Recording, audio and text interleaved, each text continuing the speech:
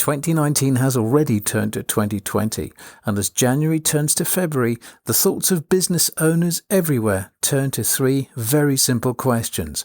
Where could our businesses go in the year ahead? How do we get them there? And how do we plan to make this happen when everything around us is changing? The answers to that coming up in this episode 96 of the Go Beyond Disruption podcast. Hello, welcome to the Go Beyond Disruption podcast. It's brought to you by the Association of International Certified Professional Accountants, the unified voice of the AICPA and CIMA. Every week, we share insights from inside the accounting and finance profession that help you stay ahead of the curve, whatever business you're in. This week's episode is called 2020 Vision, New Year, New Business Models. And I'm talking to a returning guest about a reoccurring topic. It comes up at the beginning of every year. And that topic is how we get our practices, our businesses, and ourselves, our careers, ready for the year ahead. We are joined by a returning guest, as I said, Kelly Mattarocci. Kelly, last time we spoke, you were in Texas. Are you still joining us from the Lone Star State? Hi, it's nice to be back. Thank you so much. Yes, I am. I'm in Austin, Texas. A business strategist, an innovator, a thought leader. You were a C-suite executive with over 20 years experience, as well as a certified public accountant and a CGMA. Our magazine, Financial Management, featured you a couple of years ago in an article about lessons entrepreneurs can teach us. And it says that you consulted for large public companies before you became CFO for a US nonprofit. You always have been, and you are still, a big believer in technology, especially when it works and when it works cohesively and ties up with legacy systems and modernizes and innovates things so that it can then be scaled and developed through the future updates that any company needs to be going through as things disrupt around us. Now, the last time you were here in episode 82, you talked to us about how to use artificial intelligence, AI, for better business strategies. So I thought this seemed like a good theme for us to build on and develop as we start the new year, because we're recording this in January 2020. And if your month, like my month, like the month I'm sure of most of our listeners, looks anything like this is going to sound familiar. Strategy meetings, vision sessions, planning workshops, they all have one aim in mind, and that is to answer the question, where is our business going to go in the year ahead? And of course, there are other questions. How do we get there? What do we do to make this happen? So Kelly, that's why you are back on our podcast. Now, for someone new to Go Beyond Disruption, who may not have heard your previous conversations with us, catch us up on what you focus on in your work at TICH, because TICH, T-I-C-H, is a platform we spoke about last time. So let's remind people about the work you're doing in that sphere. It really is all about digital transformation, isn't it? TICH stands for Information Technology Human Capital, because ultimately that is really what TICH is about. It's a little bit larger than just specifically digital transformation. I view it more as business strategy, innovating people with technology, the collaboration of the two. TICH really focuses and is focusing in 2020 on education and engagement. Education is key at this point to have a new business model, a digital business model that is embedded with artificial intelligence. You need to have employees internally that are able to handle digital business models. So teaching is a key component of TICH. We do that through podcasts such as this one, Going Beyond Disruption. And then also I'm a guest on a local FM radio station. And then the second thing that TICH really is focusing on is engagement. Primarily, we hear about engagement in regards to social media, and that's absolutely true and fundamentally important. But engagement doesn't stop there. It doesn't just kind of come to this mystery wall and that's it. It actually needs to traverse throughout the entire organization so that the information is filtering throughout the entire organization so that everybody can work together to collaborate, innovate, and move the organization more and more towards artificial intelligence and this new business model.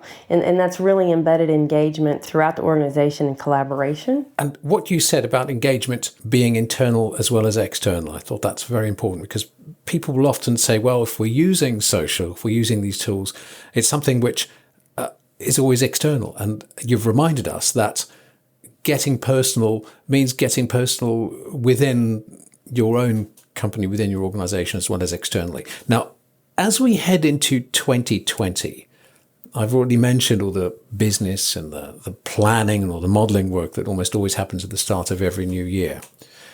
From where your experience in the past has pointed you, from where your experience at the moment is making you change direction or re-examine some of the assumptions beforehand, what are some of the conversations that people need to stop having when they're talking about planning and business modeling? What should they be talking about instead? I'm going to go with that it's change instead of stop having, because it doesn't completely go away. Instead of stop having the conversation, really it's changing the conversation from a departmental focus to more of channels that traverse the entire organization and also externally, as we just mentioned.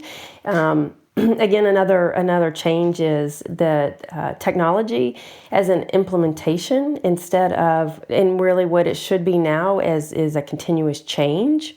And then additionally, another area I would definitely say change is historical reporting. I mean, all these things, and why I go with change instead of stop having is departmental focus, technology, historical reporting, all still hugely important. However, they should change now to real-time information. They should change to companies that are synergizing all the time, daily, and not just in your planning meetings.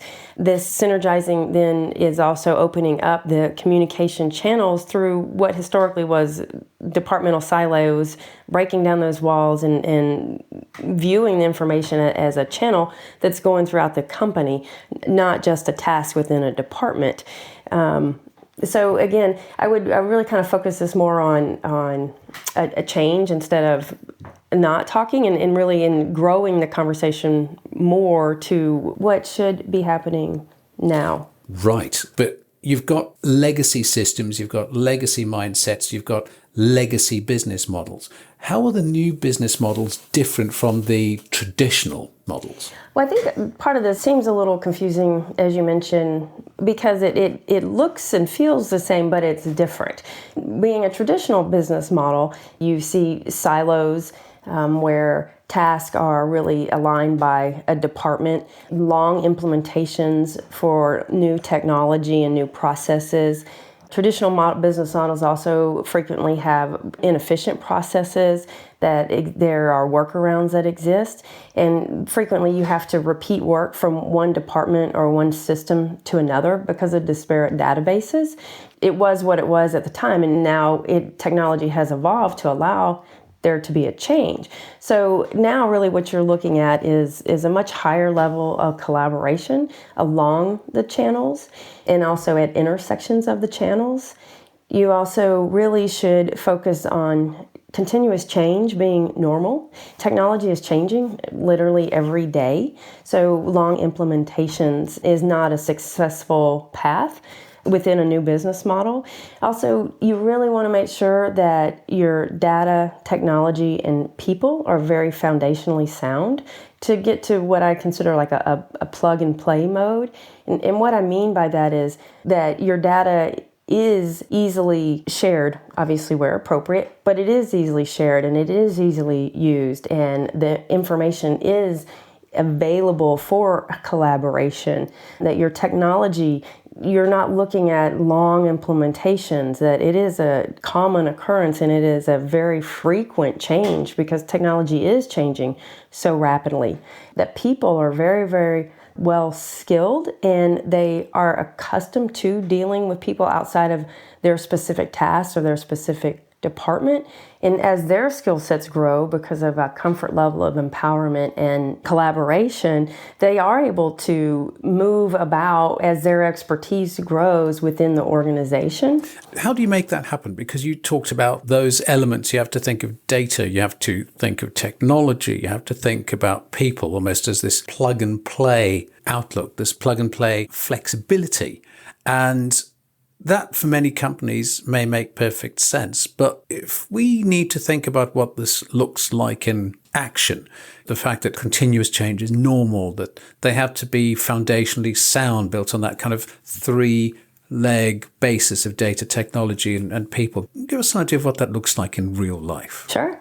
Some information about a specific client that I've helped kind of through this very process. When I first started with the client, their digital presence had grown over multiple years without a whole lot of thought. It would just, we need something, so let's go get it. And originally, that likely worked very well, but as technology and the speed of business has increased, it has become less and less effective for them. So initially, their digital architect, they had Office 365 using Outlook, Excel, Word. They were using Rackspace for email, that then they were using the Rackspace for email that ultimately was then pushed into Outlook. They were using Squarespace for web design and hosting. They had a project management software called Trello. They were using Dropbox and Google Docs. Within these applications, there's a lot of redundancy of actual functionality, which they were just using each different application for their that one specific need without really taking into consideration the other functionalities. So they were spending a tremendous amount of time just going from application to application, looking for information, doing double entry from one application into another in order to have the information necessary.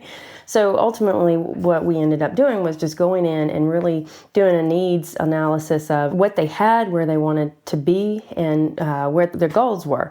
And from there, we developed a strategy to move and streamline their digital presence. And ultimately, what we ended up getting to was we cut out the Rackspace, and we cut out the project management tool and Dropbox and Google Docs, and we put everything into this Office 365 suite. The only digital presence that we kept where there was a little bit of redundancy was Squarespace in the hosting, because Office 365 suite has the ability to host your website.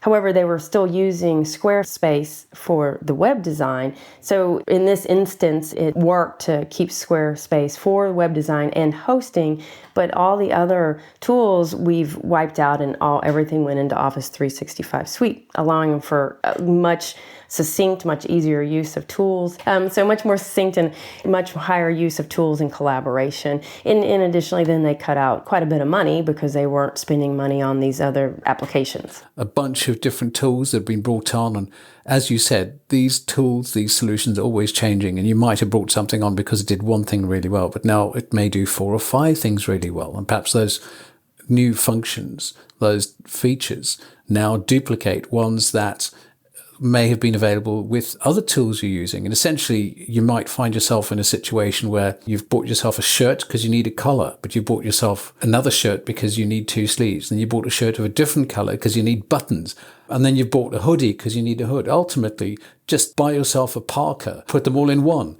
You get pockets as well, which is incredible. But I think this is the big thing. You've got to keep an eye on what you've got and always look at what it's giving you. And sometimes taking courage and making a decision to identify and then remove any of that redundant duplication and always be learning. But the fact is, we've always been looking at change. We've always been told we need to be learning and upskilling. So why is this change so important now? I mean, what's the disruption here? So I'd like to start this answer with a quote from an article, AI Built to Scale. It was actually written by the consulting firm Accenture, and they did research, and in this research, what came out was 3 out of 4 C-suite executives believe that if they do not scale to AI in the next 5 years, they're going to risk going out of business entirely. Just so that I make sure I understand that, did you say that that's essentially 75% of senior management believe that if they don't scale artificial intelligence, AI, halfway through the next decade, that's by 2025, they risk going out of business completely? Yes. That's ultimately what their research returned. And a lot of that has to do with technology goes so much faster. And one of the areas I'd like to point out in this is scaling to AI. It's very different than a proof of concept proof of concept is plan it, do one piece, see how it works, test it, determine whether it worked well enough or not to move on to another smaller piece. Where when you scale to AI, it's really backing up and really evaluating your entire digital business model, the technology you're using, the state of the data, and also your employees, and making a very clear strategic plan from what you have to best case scenario, and then what I call just ripping off the Band-Aid and going for it. Artificial intelligence and business models built on artificial intelligence work at a much better level whenever you have this AI to scale. Then in this same article, it states that the return, when you do an AI to scale, the return is up to 35%. All right, so the difference between scaling something, that essentially means using it and rolling it out across an organization, that's quite different from the testing phase. So what are some of the other clear contenders for the best use, the most effective use, the most appropriate use of these kind of technologies? I think there's a couple of things that are worth mentioning here, and in addition to the things that we've already discussed. So, for example, to go out as a business and to receive money, loans, banks and venture capitalists, they're actually requiring automation, and that's becoming more and more relevant and more common. Also, regulators, they're actually using artificial intelligence to determine compliance and non-compliance at a much larger scale.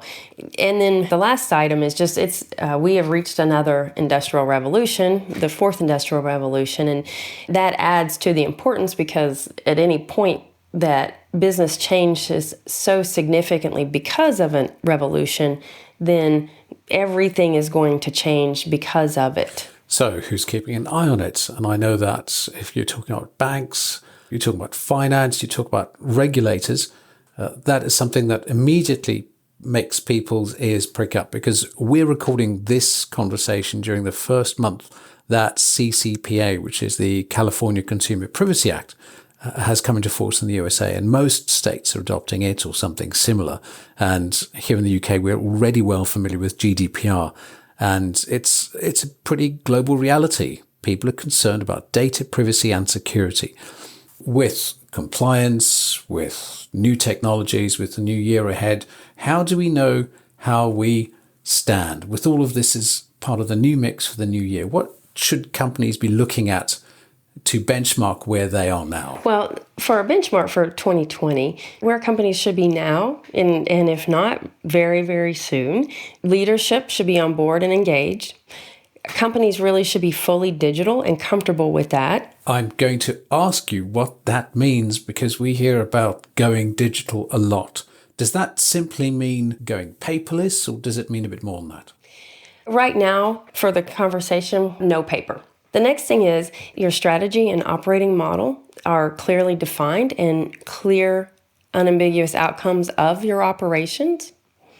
Strong governance, very stable processes, clean, controlled data with noise minimization, empowered employees, and lastly, a very high level of technological prowess company-wide by all employees. And that's something I think you focus on in a previous conversation we've had, where you said it doesn't have to be just the IT team that have a high level of this technological prowess.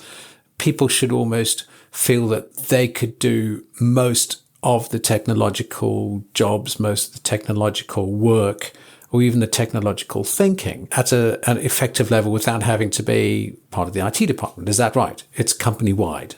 Correct. It is company-wide. Right. I'm going to stop interrupting and ask you to expand on some of those. And I know we could talk for ages about each of those 8, but I'm going to ask you to pick 3 of those 8 which you think are the most relevant right now as we start 2020. What should a business focus on? Where would they need to be paying the most attention as they kick off the new year? Well, the top 3 I'm going to pick is leaders on board and engaged. This is hugely important for success. And they really should have an enterprise-wide vision. And not only that they are using real-time information to steer the company, and that they are actually using the information not just pushing it down to others to use. The next one I'm going to pick is the company being fully digital. Even if you're only substituting digital for analog, and it can, as you mentioned, as you asked previously, what does that mean? And I said no paper. You need to get to a point of no paper in order to then be able to continue down this business model that is completely digital. If you are using paper, you're definitely leaving opportunities on the table. And just understand, if you have substituted processes, paper processes for digital processes, substitution is completely fine. It's a starting point, and you have to start somewhere. And a huge step forward in getting into this business model is doing away with the hard copy paper. The last item that I'm going to pick is the clean, controlled data with noise minimization. Data really should follow best practices. You should also have noise minimization, which is also just getting rid of the extraneous data and understanding which data is actually really important and what is not.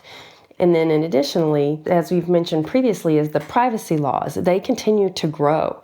If you have questions about what kind of best practice should you apply within your data, my recommendation would really be to start with some of the privacy laws. The things that privacy laws are now expecting for companies to be able to do or not do, those are best practices, and those are really very strong, good guidelines on where to focus your efforts to define what clean, controlled data is. So what is it? If we were to take a legacy database that we have in our company and say, right, let's start with this. Let's clean it up. Let's adopt some best practices.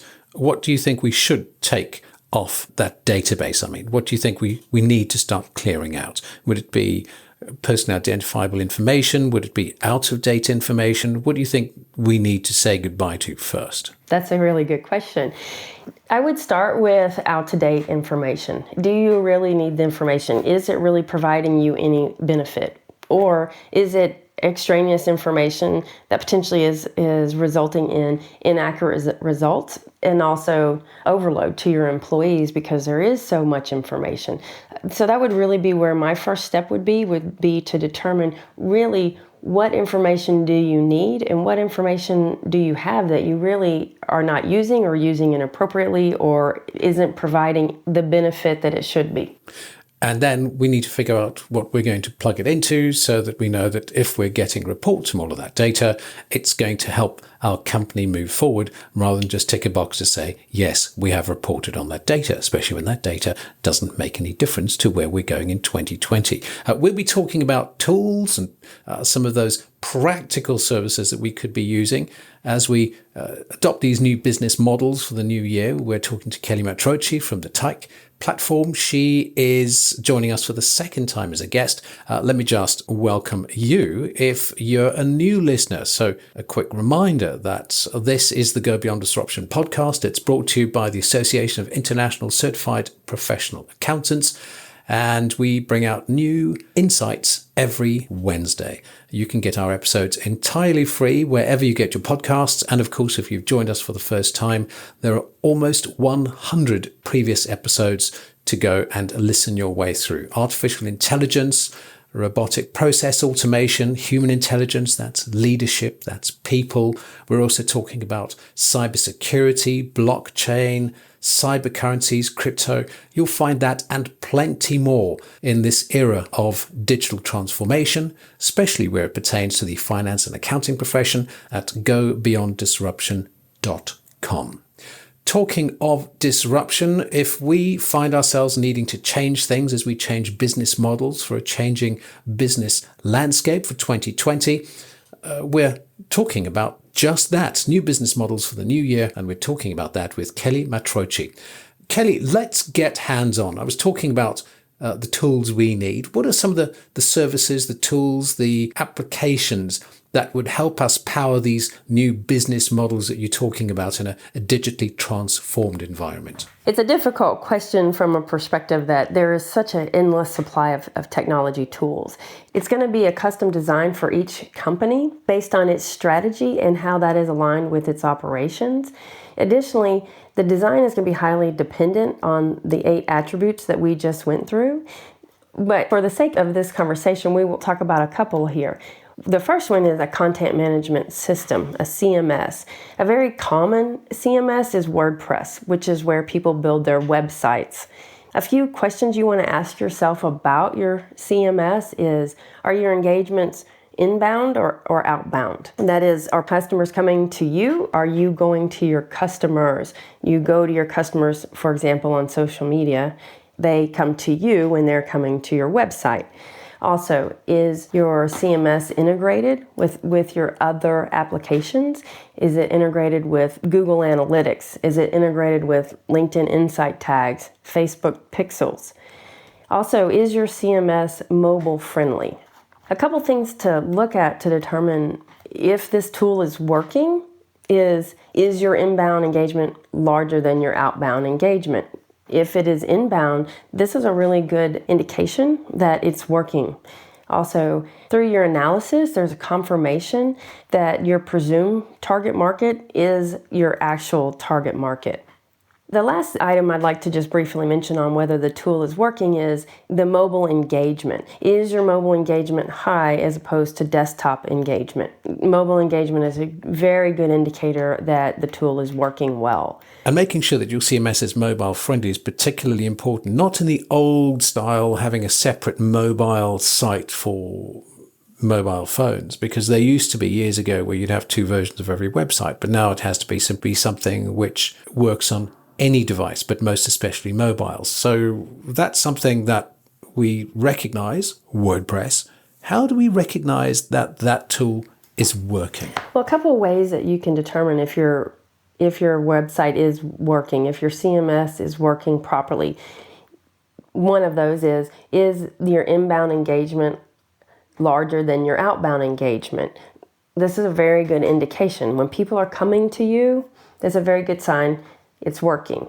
Another really good sign is that you have confirmation the presumed target market is the actual target market. And you can determine this through Google Analytics, through your LinkedIn Insight tags, Facebook pixels, and actual communication and collaboration with your customers. The other item to mention is the mobile engagement as opposed to desktop engagement. You want to see more activity under mobile engagement as opposed to the desktop engagement. I believe that about 4/5 of your engagement should be coming from mobiles rather than desktops. Is that about the right figure? Yes, mobile engagement really should be really high, as you mentioned. 80% is a good benchmark. There will be slight variations depending on a person's age and also their profession. They will, and I think the younger they are, the more likely they are to be using a smartphone or mobile. But as you say, it depends on your target market. You should know your audience and be aware that what you are seeing in terms of response matches how that audience is using technology. And one technological note here, you were talking about the Facebook pixel, and of course, we are talking about the Facebook tracking pixel. Correct. So we've talked about a CMS, the content management system. What's the next one? The next application that I'd like to mention is a customer relationship management, a CRM. A very common example is HubSpot. A CRM, like it sounds, is where your customer information is maintained. There's a couple questions that you really should consider. Is your social media management system integrated with your CRM? Is your CRM integrated within your financial system? Other functionalities that should be present within a CRM are marketing automation, chatbots, and search engine optimization tools, also known as SEO tools. And this integration, I think, reminds us of your previous point about making sure that you're getting rid of so many of these legacy tools and platforms that you might find yourself using. There may be 4 or 5 different services that you've been subscribing to or paying license fees for. That's something that you may have been doing for years, but nowadays you don't have to be using different tools for different things. It should all be nicely integrated, and you should say to your CRM provider, can I be using social media from inside that same system rather than using external tools? So that integration is important. So let's say we've done it. How do we know that it's working? Well, a couple ways to know that your CRM is working is engagement on social media. Are your page followers increasing? How high are your SEO rankings? What do your traffic and conversion analytics look like? Also, the other item is the data of the CRM usable by the financial system in order to incorporate those traffic and conversion analytics into what's happening financially and to align that information. Does that mean that the data should be able to flow from your CRM to your financial system and maybe even in reverse? Are you talking about things like APIs, being able to make sure that one program, one tool can in fact share its data with another? Yes, absolutely. All right. You were talking about financial systems. Am I right in assuming that finance is a big and very important part of any set of tools that your company is considering using? Absolutely. It is very important. Financial systems, what very common one is Microsoft Dynamics. The thing I think I want to point out here is that financial systems really have grown and should be more than a financial system. It should be an enterprise-wide tool and a suite of tools such as Microsoft 365 that allows for easy collaboration, teamwork, sharing of files, data, etc. So at a minimum, you want to make sure that your bookkeeping, accounts receivable, accounts payable, payroll, and forecasting are automated. And a couple of ways that you can determine whether or not your financial system is working is, are your processes streamlined? Are they automated? Are spreadsheets retired? And if they're not retired, they're minimized with a very clear plan to retire spreadsheets. Another area to really take into consideration is, are emails being used for communication and not support of integral processes? And the last thing I really want to mention here is real-time data. Do you have real-time data, and is it being used? As a brief reminder, each company's design will be custom to each specific company's strategy and their operations. So it's really important to look at the tools, look at their functionality, and how they align with your company's strategy and operations, not how your operations are forced into alignment with the technology. Our recommendation is to choose and use applications to their highest ability to minimize the number of applications in use. That does sound obvious, but that's worth repeating. Make sure that the tools and the services and the platforms and the applications that you're using are designed to align with your company's strategy and its objectives. You don't want it to be the other way around. You don't want to be changing what your company's doing simply to fit in with the tools you've decided to adopt. So, Kelly, what would your recommendation be in this case, if you had to put that all into a nutshell? So before making a decision to implement, you really want to make sure your strategy is sound, that it is aligned with your operating model is aligned with your strategy, that operating model has very clear, unambiguous outcomes, and that those outcomes are then mapped to potential applications that your company is interested in implementing, and making sure that application has the ability to successfully handle the outcome and measure the outcome. A very simple example of an unambiguous outcome is a customer waiting in a queue for less than 5 seconds. Is the application that you're looking into implementing, does it have the ability to make sure that exists, to make sure that there are metrics surrounding that so that there is ways to measure if your operational outcomes are successful? You also want to make sure that you avoid SaaS cost overruns, SaaS being software as a service. This really goes back to redundancy of functionalities within applications.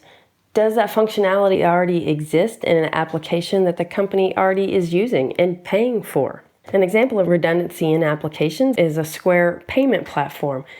The Square payment platform also has the ability to do contracts and also invoicing. Does it make sense for your company to use that application specifically for these other functionalities? And these are questions that need to be asked up front before you spend the time and money to implement a software.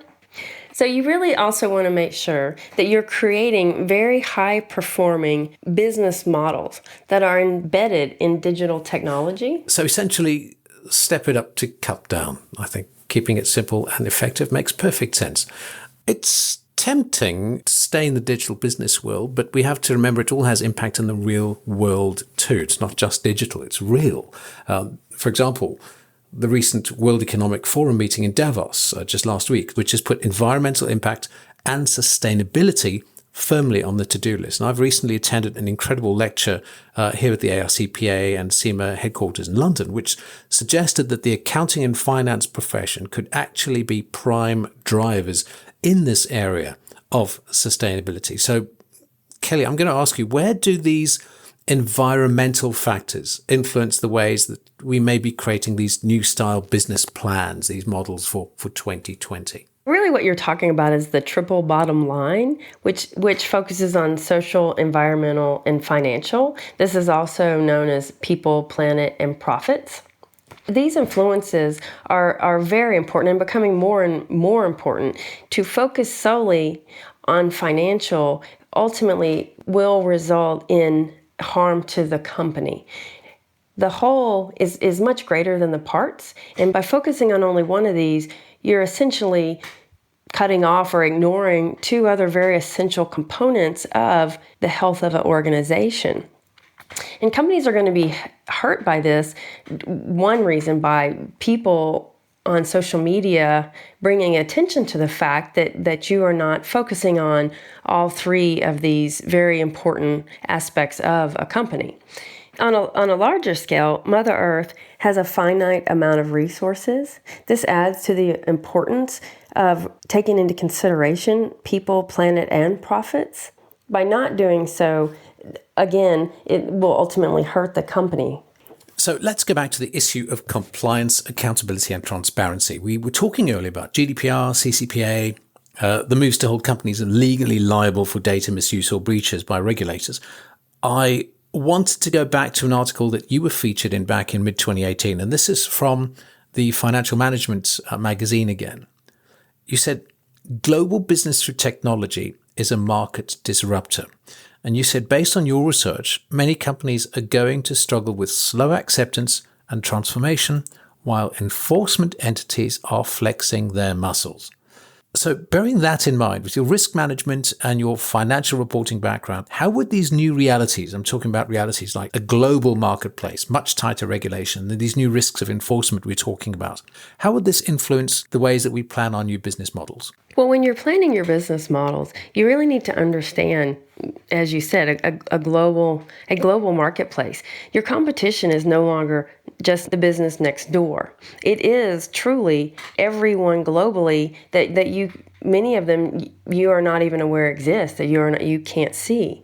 Another area, as you mentioned, is the tighter regulations. When we talk about tighter regulations, we're not only talking about more and more laws, we're actually also talking about the expansion of regulations being their expansion reach is increasing because of artificial intelligence and the ability to go out and monitor globally what's happening and if there are any infractions. Now I'm going to jump in there because that's exactly like YouTube. I ran into this the other day where I was putting a little video. I'd made a video of a friend's wedding and I uploaded the video to YouTube. Of course, other video sharing platforms are available. And I then was sent a notice which said, we have detected the use of a copyright piece of music in this video. And I was thinking there going, well, I didn't put anything. And then I realized that what was happening is when I was filming their first dance, of course, they were playing a well-known song, a love song.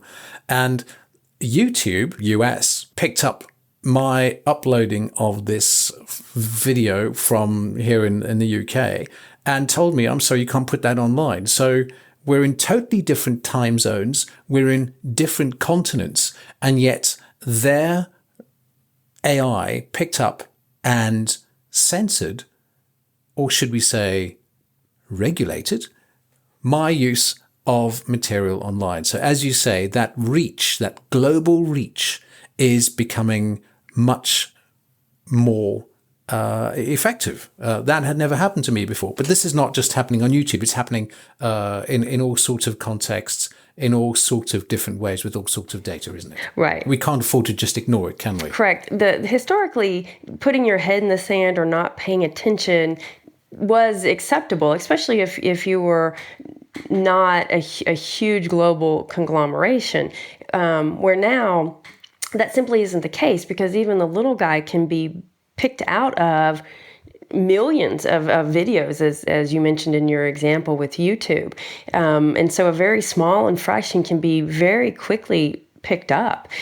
It's also the kind of the changing landscape is no longer dismissing risk until they happen. As a business owner or executive, you really need to be clear on the risk and be very well schooled on what those are, as opposed to finding out retroactively that you've done something that is non-compliant.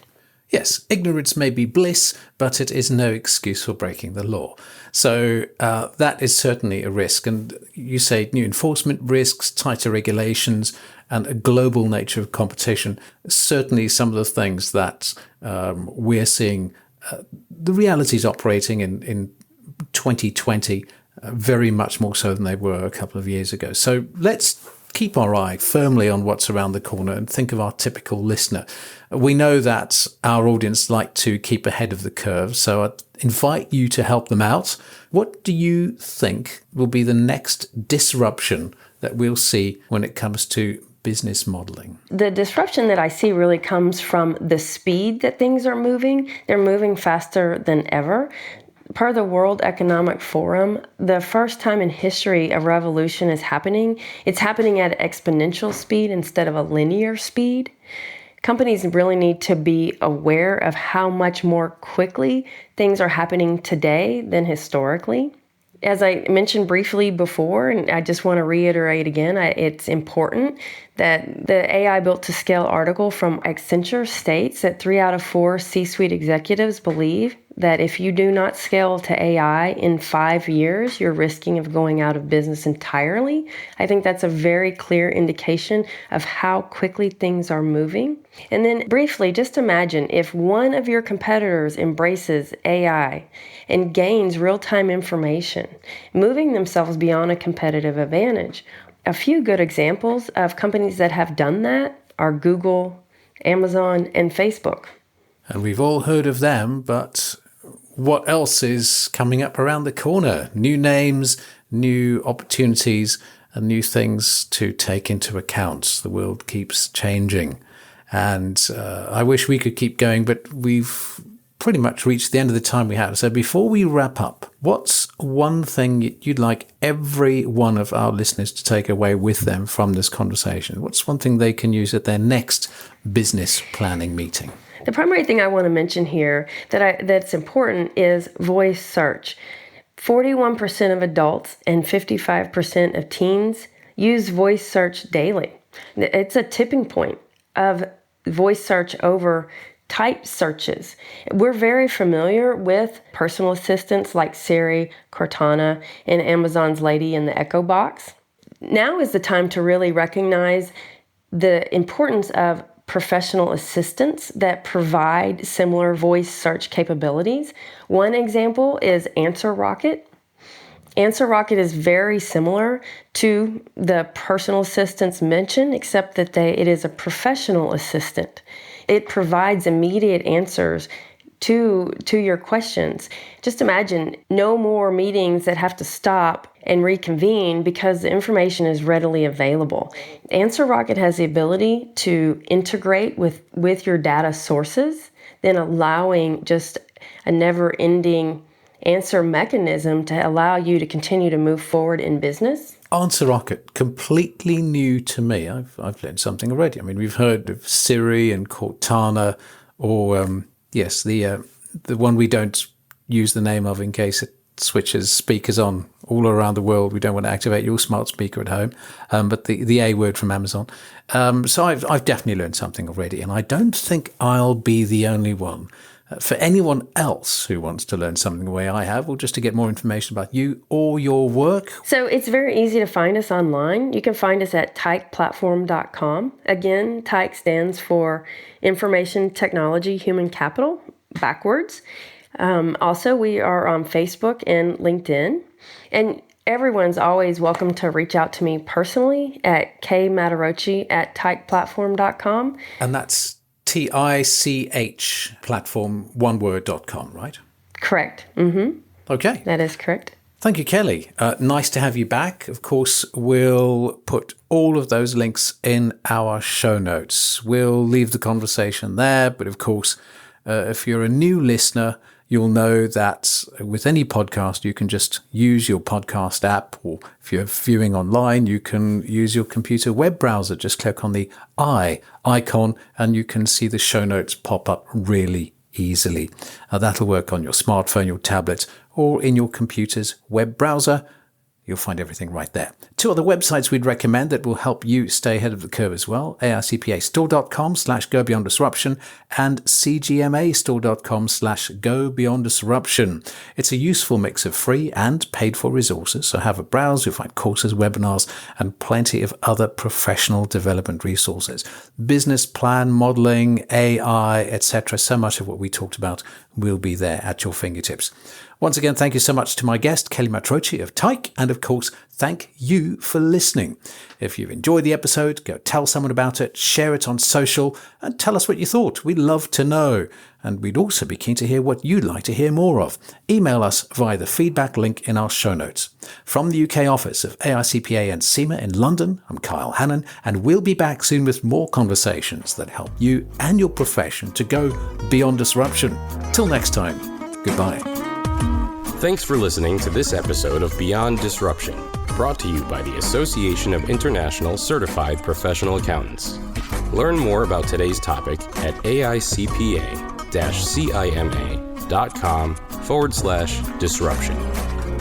This podcast is designed to provide illustrative information with respect to the subject matter covered and does not represent an official opinion or position of the Association of International Certified Professional Accountants or any of its subsidiaries or affiliates.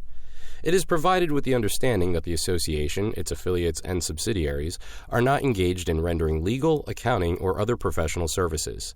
If such advice or expert assistance is required, the services of a competent professional person should be sought. The association, its subsidiaries, and affiliates make no representations, warranties, or guarantees as to and assume no responsibility for the content or application of the material contained herein and expressly disclaim all liability for such damages arising out of the use of, reference to, or reliance on such material.